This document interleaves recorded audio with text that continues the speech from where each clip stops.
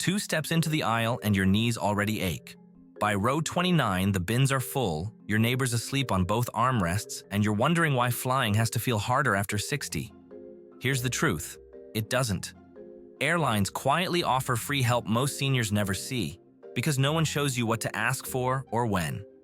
Today I'll walk you through exactly how to unlock those hidden services so your next trip feels calm from curb to seatbelt. Before we dive in, quick warm-up. Type 1 in the comments if you've ever learned about a useful perk only after the trip was over, and type 0 if you've never had that frustration. And if you're new here, welcome to Travel Made Simple for seniors. Hit subscribe so you never miss the tips that make flying easier, safer, and far more comfortable after 60. Let's start with boarding. If you're over 60 or simply need a little more time, you can request pre-boarding even if the announcement never mentions it. Walk up to the gate agent with a smile and say, "Hi, I'm a senior traveler. I'd appreciate pre-boarding and a moment to stow my bag safely." That one sentence moves you ahead of the crowd and gives you breathing room before the aisle fills. I'll give you a quick example. John, a 68-year-old retired teacher, used to dread boarding because he hated holding up the line. Last year, he simply asked the gate agent for a little more time. They waved him on early, and for the first time in years, he boarded without stress, had help lifting his bag, and arrived calm. One polite request changed his entire outlook on flying. As soon as you step on the plane, timing is your best ally. If lifting your bag feels risky, ask a flight attendant for help before the aisle gets crowded. Crews are trained and willing, especially when you catch them early. The same goes for retrieving your bag at landing. Mention it at boarding and they'll plan to help while everyone else is scrambling. Comfort compounds over hours in the air. Many airlines stock economy with a stash of comfort kits. Little pouches with toothbrush, eye mask, lip balm, lotion, even socks.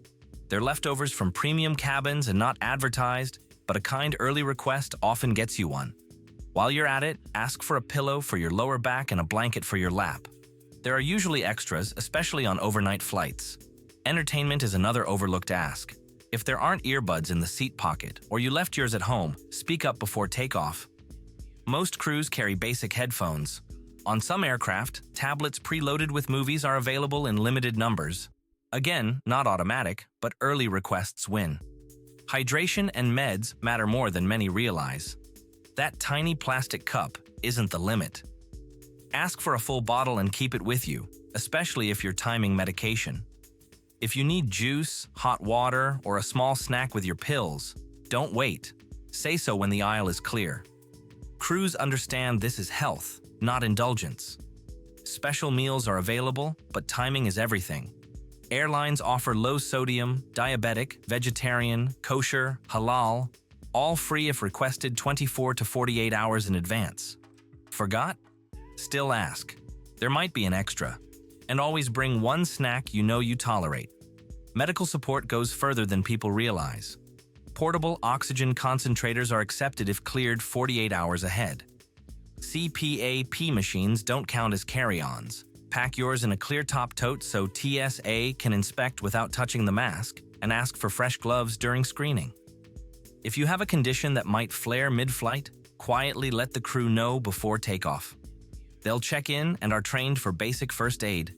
Connections are another energy drain. Airports provide free help when terminals are far apart or layovers are tight.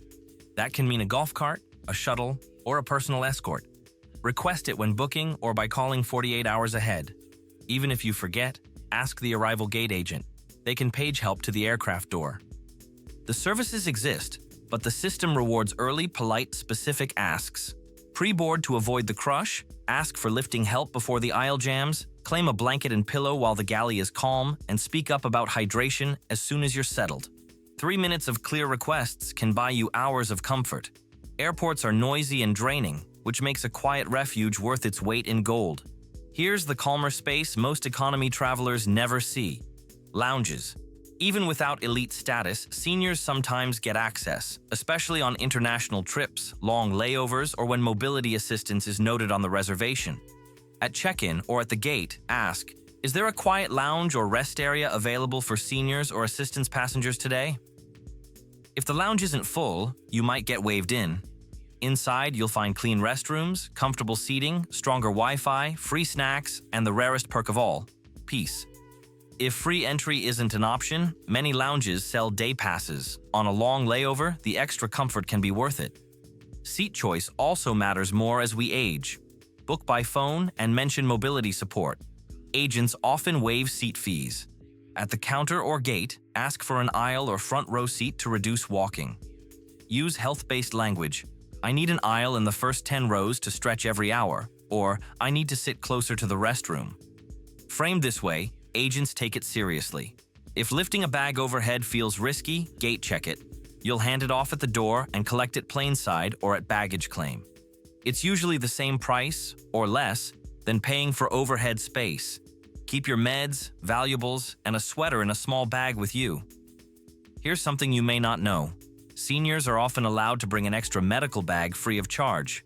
If you travel with medical supplies, mobility devices, or CPAP accessories, it doesn't count against your baggage allowance. Label it clearly and always let the gate agent know. Food needs deserve a quick reconfirmation. Check your special meal request 24 hours before departure. On board, confirm with a crew member that your meal is on the manifest. If you didn't order ahead, ask whether an extra is available or if the galley has simple alternatives. Fruit, crackers, yogurt. Hydration deserves one more mention. Bring an empty bottle through security, fill it at the gate, and ask to keep it with you. Crews often leave one when you explain it's for medication. If caffeine or alcohol disrupts your sleep at altitude, ask early for decaf or herbal tea. Connections and late arrivals don't have to trigger panic.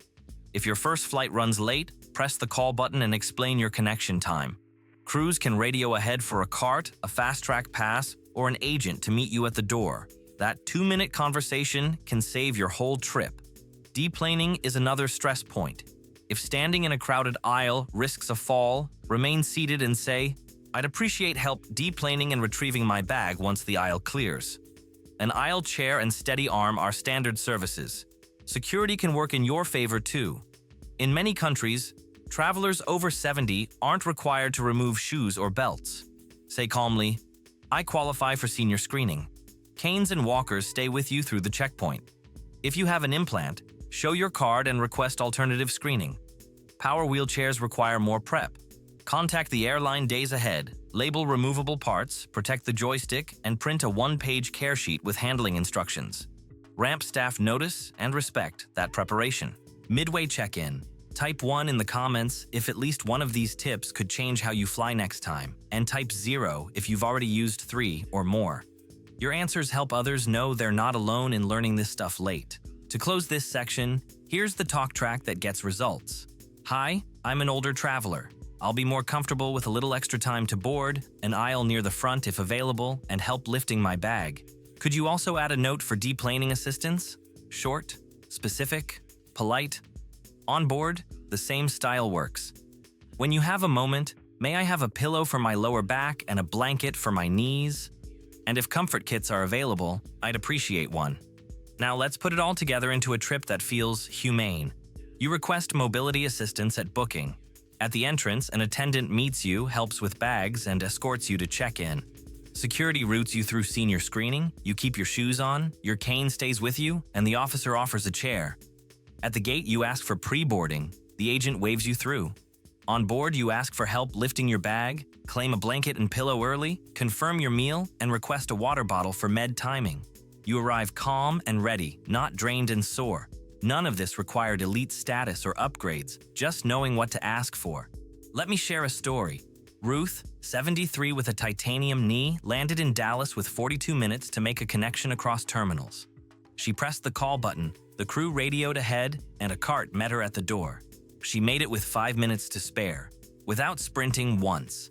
That's the power of asking early. A few nuances add comfort. If cabin noise wears you down, ask for earplugs. Crews often carry them. If your back complains after an hour, fold the pillow into a wedge. If swelling is your nemesis, walk to the galley for a refill and flex your ankles while you chat. Movement plus hydration beats swelling every time. If you're a couple and one of you needs an aisle, ask if the middle can stay open until the end of boarding. Agents try to keep middle seats empty when loads allow. Bulkhead rows may give legroom, but sometimes lack underseat storage. If you rely on a bag of meds or snacks, an aisle a few rows up may serve you better. Here's a myth to retire. Economy equals discomfort. In reality, the biggest difference isn't between economy and business, it's between passengers who ask and passengers who don't.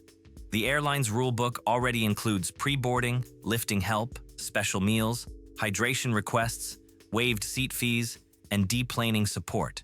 If crowds make you unsteady, don't rush. Stay seated, press the call button, and say, "I'd appreciate help deplaning and retrieving my bag." If you need an escort to baggage claim, say so. It's easier while you're still seated than once you're in the stream of passengers. Crews respect clear, calm requests.